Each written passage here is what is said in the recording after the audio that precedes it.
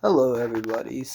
It'll be, uh, hello, everybody. Sylvie the Shadow here. Sorry, I messed up the intro a little bit, but I want to take you back in time, taking you on a time machine, and we're going all the way back to maybe high school, Sylvie, where I was doing this kind of stuff.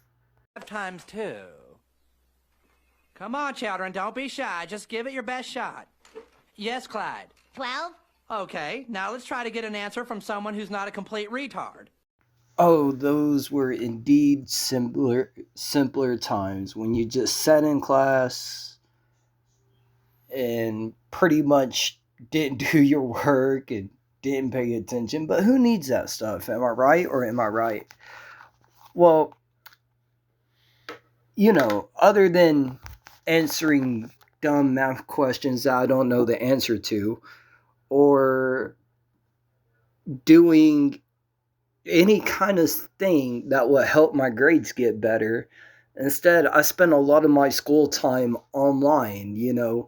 And no, I am not swiping left or right on Tinder like most people would do or playing cool math games. I wasn't built like that. I was built different.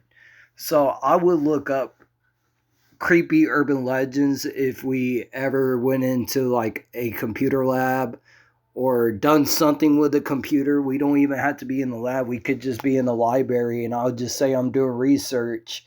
So come at me, language arts teacher. You want me to learn, you want me to read and write?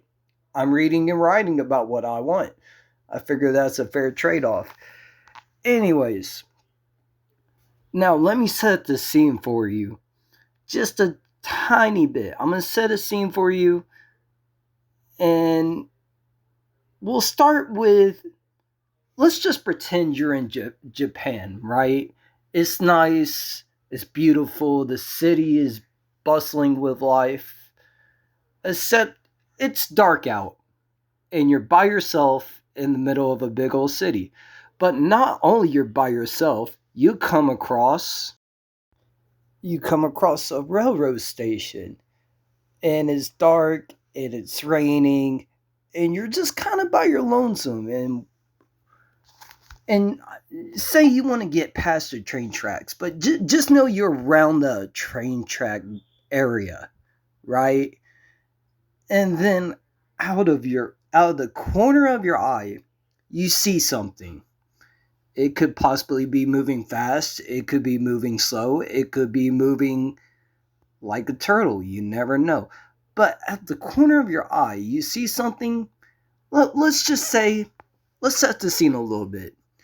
You see something looking at you from a building, and it's a girl. And a girl similar to this pose is staring right at you, and you notice it from a far building, not from a far building, but a nearby building near the dark ass railroad tracks where you're by yourself for some reason. Now, you may think you want to approach this girl. I mean, she is cute, right? And or maybe you just want to be her friend. Whatever works. Whatever path you choose. We'll make it multiple choice. And you go near this building and you slowly have this feeling of creepiness, the feeling of eeriness as you begin to notice something. This girl is still in the same pose, and she looks normal. She appears to be normal. But then, when you get just a little bit closer, she jumps out the windowsill, and this is the next thing you see. And then you get chased by this thing. This thing that looks like she's been cut in half. Because she has been. Congratulations, you just had a experience with a Japanese urban legend known as Teke Teke. Now, Teke Teke, basically what she is, it's a It's a Japanese urban legend about a ghost, an avengable ghost, Anyuro, as they will call it, of a schoolgirl. And her body was split in half by a train after she became stuck on the railroad tracks. So there's like many different variations of that story. There's many different ways you could tell the story. And I think one of the most common ways about the story, it's a children's song? I didn't even know that it's a children's song. But anyways, it's about this girl that becomes split in half by this train. And basically what she does is she crawls like really fast. And if you guys want to see an example, let me show you an example.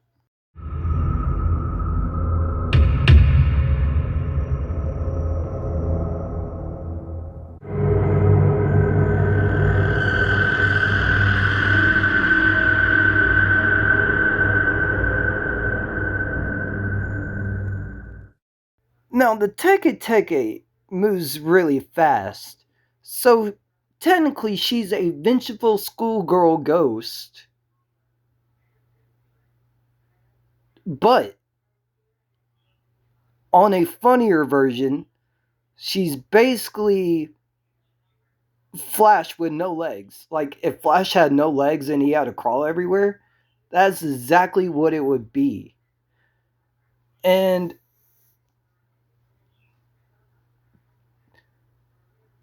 basically, she carries this weapon with her. Now, this could be anything. This could be like a scythe or like scissors. I heard it was scissors one time. Anything that will cut you straight in half. Because that's her apparently a go to. Because what she'll do is she'll chase you. She'll crawl really fast to you. And she'll move so fast that you basically won't get away from her. Because she crawls. And she crawls fast. And she always has disheveled long hair that conceals her face. So basically, picture the girl from the Ring movies. You know what I'm talking about? Samara, or whatever her name is. And you just picture her being basically just missing the lower part of herself and just crawling just to kill you. But I think I heard something that, like, when she cuts you in half, she's trying to get your legs or something, or she's trying to make you just like her. I don't know completely because there's a lot of different iterations you could go with. But this lady's mainly haunt subways, railroadways, stuff like that. And spawned a lot of stories and stuff like that. So I'm going to read you some of them. The first one is called The Subway Encounter. One of the most popular Teke Teke stories revolves around her haunting subway stations late at night. In this version, unsuspected commuters Teke Teke encounter in Teke Teke while waiting for a train, that frequently leading to a gruesome demise as victims are pushed or fall onto the tracks. So she will push you onto the tracks. So not only she has a big ass scythe that she carries to cut you in half with, she also would push you on the tracks. Either way, you're getting split right down this torso. And the next story we got from Teke Teke is called the Bridge Incident. So there's a common tale about a group of friends, and I guess they're daring each other to visit a quote unquote haunted bridge. Now, usually she haunts like train tracks and stuff, but apparently she haunts bridges too. So this is kind of new information to me. I ain't gonna lie, and I knew of this tale for a long time, but apparently she haunts bridges too. I just thought it was trains and railroads and stuff like that. But anyways, so these friends were daring each other to cross this rumored haunted bridge, supposedly haunted by Teke Teke. This is new to me. I didn't even know she haunted bridges, but it's what happens when you go in the internet and learn about stuff. And they taunt her by calling out her name, which of course they did because what are teenagers going to do? Of course they're going to call a vengeful spirit that will cut you straight in half just to summon her.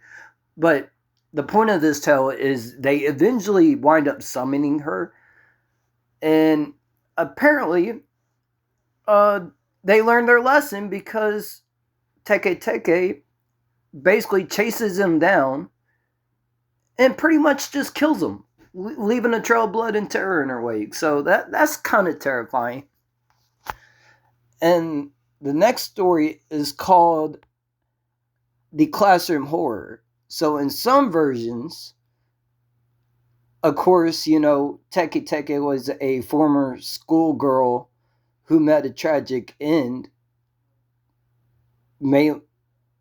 Because I think she fell on the train tracks, or I think she tripped, or someone pushed her in the train tracks. Either way, something involving train tracks, and then she gets split in half by a train, and she seeks revenge on the bullies who contribute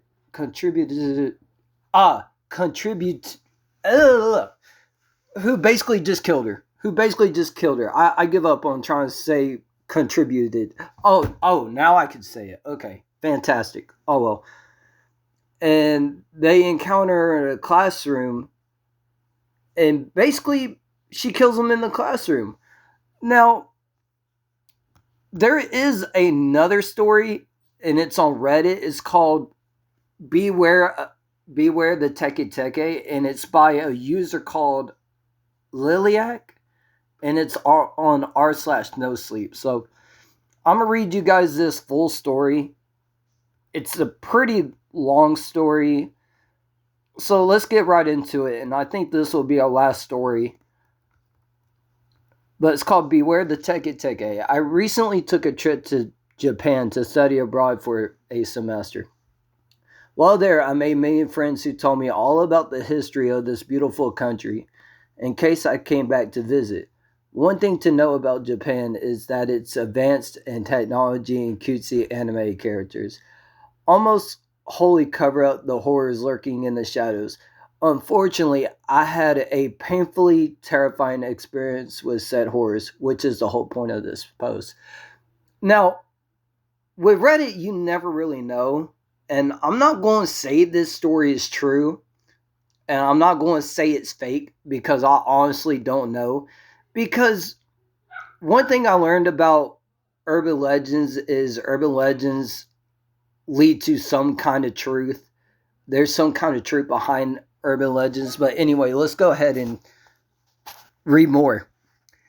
Anyways, it was a Saturday night, and my friends and I went bar hopping from Kyoto to Osaka. I hope I said that right. I don't know if I said that right. I've been playing a lot of Yakuza, so my Japanese is less than ideal. But, I tried my best. So just know if I have trouble pronouncing words, just know I'm trying my best. Since it's only about a 25-minute train ride. Oh, yeah, another thing about Japan is they rely on trains pretty heavily because everybody just kind of walks everywhere, or at least that's what I heard. I don't know, but I would love to go to Japan. I think Japan would be a good place to go to. But anyway, we were all pretty tipsy, fumbling and stumbling around each bar. We gotten thrown out of 2 bars by that point, about to get thrown out again. My friends were arguing with the security guards and the other tipsy people, and the mood was killed. I hadn't sobered up, but I was still courteous, and apologized profusely pra- practically dragging my friends out of the bar.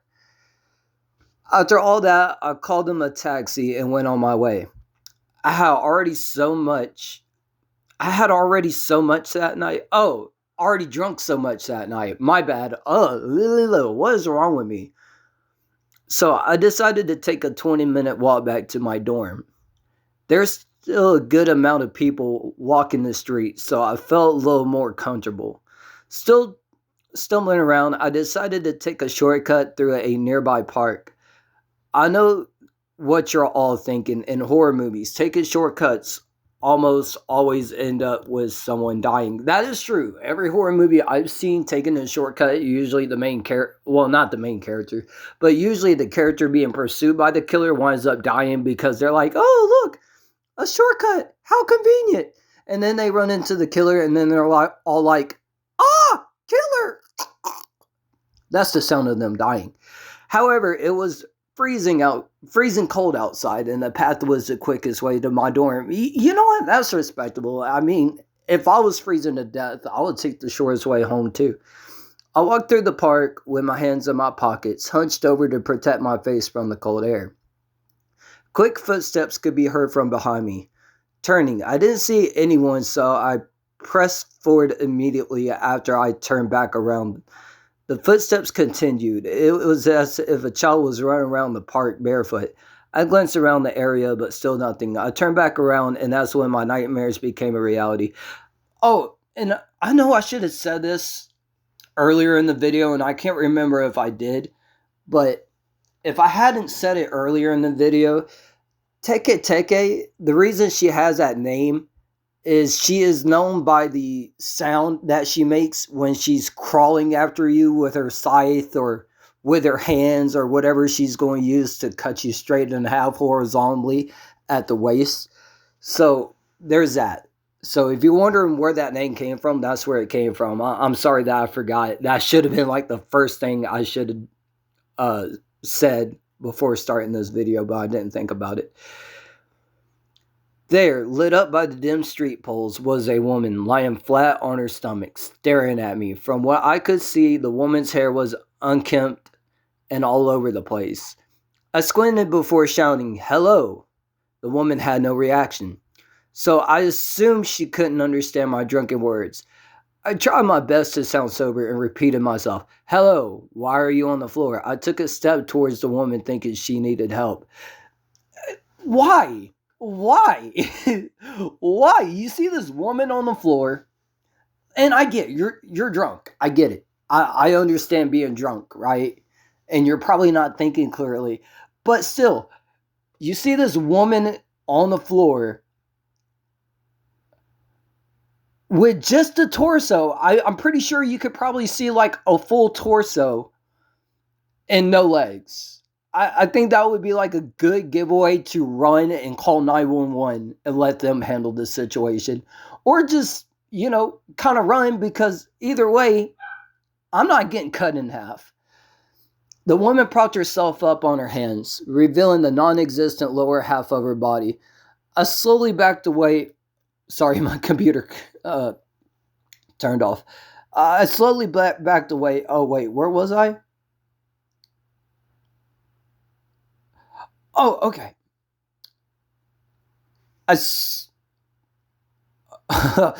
I'm sorry, guys. Oh my gosh. I lost my place. Something on the. Oh, wait. Okay. I slowly backed away, to which she moved closer. Something on the ground sparkled next to the woman in the moonlight. Oh, that's terrifying. I could barely make it out, but it looked like a scythe of some sort. The woman let out a husky sigh before speaking. "Where are my legs?" See, I don't care. That would sober me up and I'd be taking off. I'd be taking off. The woman looked around before her gaze and back on me. I had no clue what to say to the woman, so I just replied, "I don't know. Why are you..." See, this is why I think this is kind of fake, because you see this woman cut in half. I don't care how drunk you are. That would make you sober, first of all. But then have this entity look straight up at you and go, "Where are my legs?" I don't know about you, but if I was drunk, that would sober me up and I'm running. I don't care. I'm running and the next person behind me can handle that because I'm going to run like the coward I am. Screw that. I ain't getting cut in half by no scythe. The woman looked around before fixing her gaze back on me. I had no clue what to say to the woman, so I just replied, I don't know. She tilted her head at me an inch closer. Do you need your legs? At that point, I was fully sober. Oh, at that point, that's the point. That's where we're going to cross the line. Thoughts ran circles in my head as I contemplated what to say next. I wonder what my friends were doing if they made it home safely or if they were having the same encounter as I was. I snapped out my thoughts, and when I realized the woman was no longer under the street poles after some time of looking around for the woman, I felt a slight stinging pain in my thigh. I peered down, and there she was, staring at me. Blood seeped from my leg and dripped on the woman's face. Analyzing the woman, I noticed that she seemed to be a teenager, as she wore a school uniform and her hand was the scythe from earlier. I put two and two together and realized that she just had cut me. Her face was riddled with bruises and dirt, and her eyes were big and doll-like. Do you need your legs? Her voice sounded aggravated.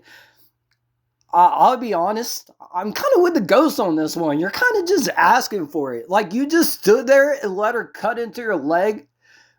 Like, brother, come on, man.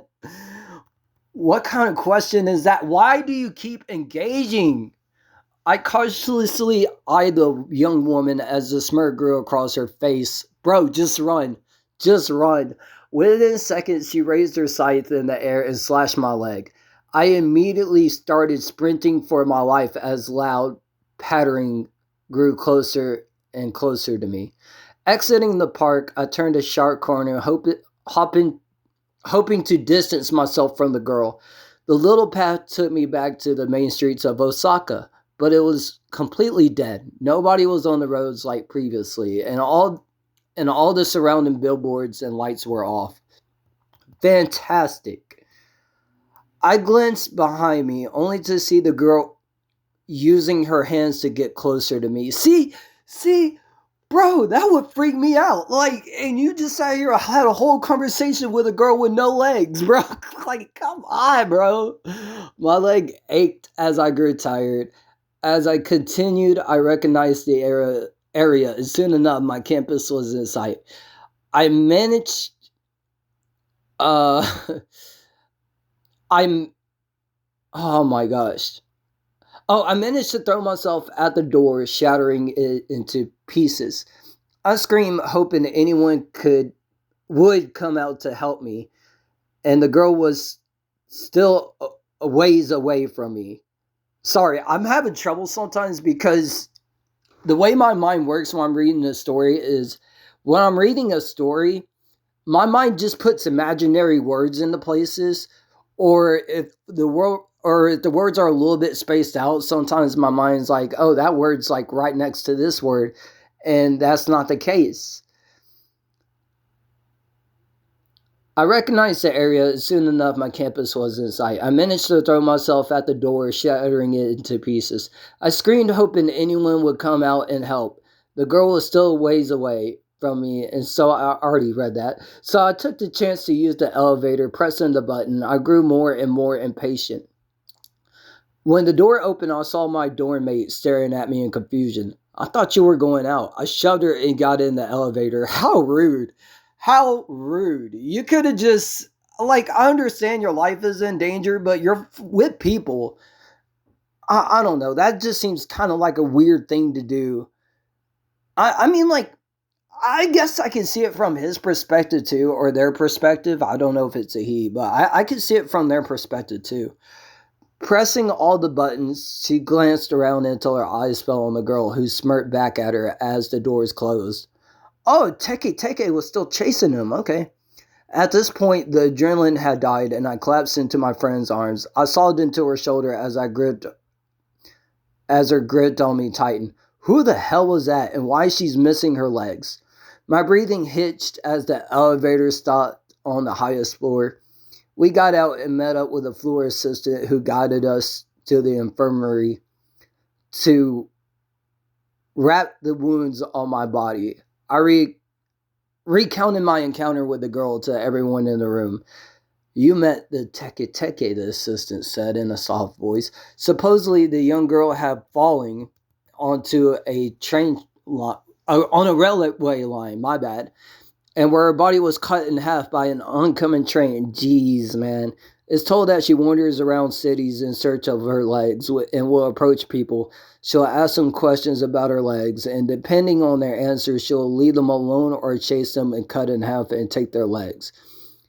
I learned that I was one of the few people who managed to escape from her. I have since left Japan and returned back to my hometown with my family. My mind to this day can't process what I've experienced, and not many people believe me when I told them, bro, I don't blame them. I don't believe you. And I'm reading the story because there's a lot of things you could have done, and the story doesn't feel real. It just don't. It is what it is. But he left Japan, returned back to my hometown with my family. My mind to this day can't process what I experienced. Not many people believe me when I told them. I know what I saw, and I have the scars to prove it.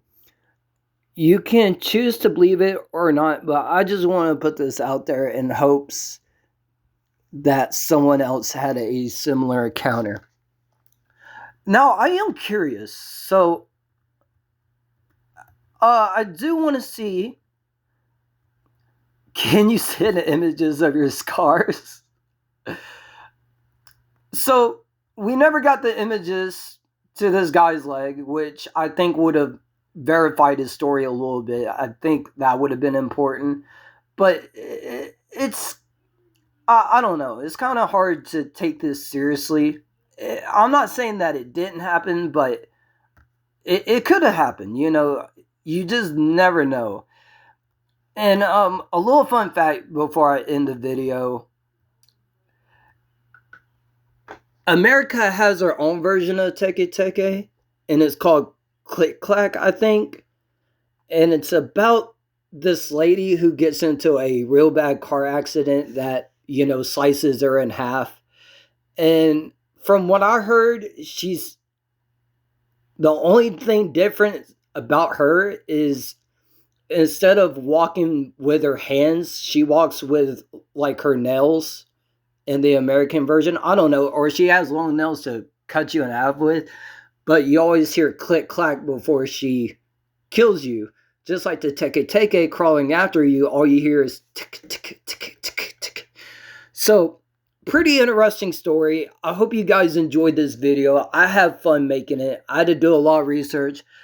I have a lot of images that I'm going to use in this video, that I'm going to use in this video.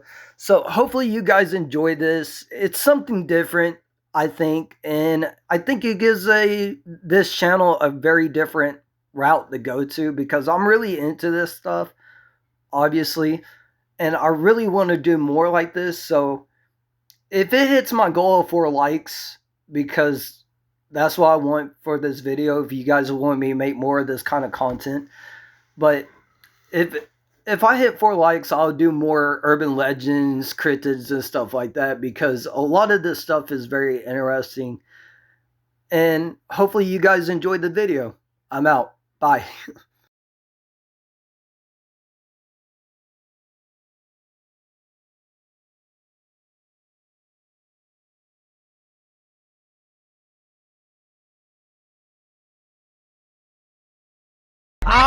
Stop!